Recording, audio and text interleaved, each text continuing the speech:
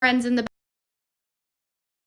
my mind is like my family, my friends, and I'm like praying. I'm like, please, please, like, please, if something happens to me, like, don't like let me go yet. Like, I'm like begging. Like, I'm literally sitting there like shit. Like, I'm like I could die right now.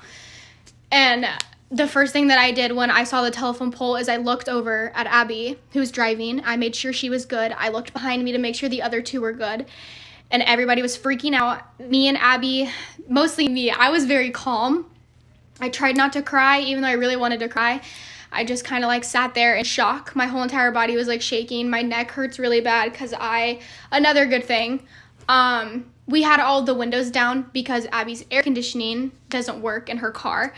And while we were spinning, my head went through the window. And if the window was up, I could have seriously like gave myself a concussion, or I could have banged my head super hard to the point where I would have passed out. So I was very, very lucky that the window was down. And I was very, very lucky that I had my seatbelt on because I came very close to getting hurt. And I just remember looking over at Abby. One of the girls that was in the car was like screaming at Abby. She was like freaking out. Like obviously like when you just get into like a serious situation, you're freaking out. Like you're just like genuinely freaking out. So she was like screaming. I was trying to calm Abby down. Thank God this very nice man that watched it happen had pulled over, checked on us, made sure we were good. The police, the ambulance, the fire trucks came just to make sure we were good, was talking to us and everything. And it was literally like the scariest thing I have, like the second scariest thing I've ever experienced in my entire life. I genuinely thought that it was going to be the end. I really did. I was like, I'm going to die. Like that's all that was running through my head when I saw the car spinning. I was like, I'm going to die or something's going to happen.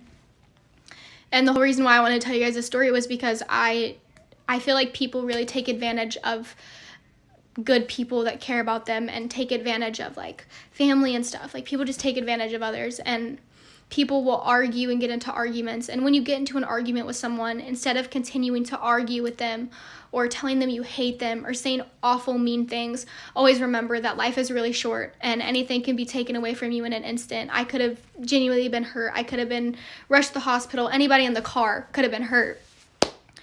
And I'm just very thankful that